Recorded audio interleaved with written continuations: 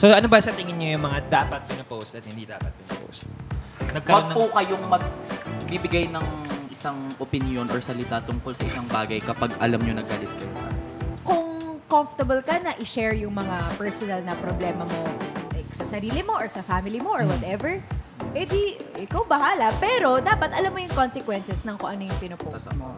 Masasabi ko, na-experience ko din yan.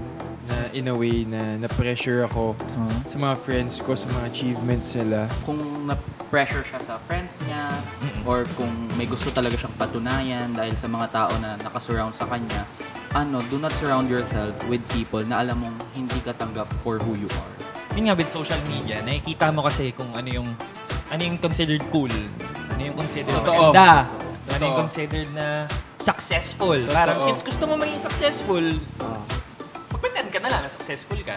Hindi porket belong ka, ibig sabihin nun, fit ka na. Baka gusto niya lang i-portray na ganito kaganda yung buhay niya. It's Na her way to cope. It's her way to cope kahit malungkot talaga siya. Achievement!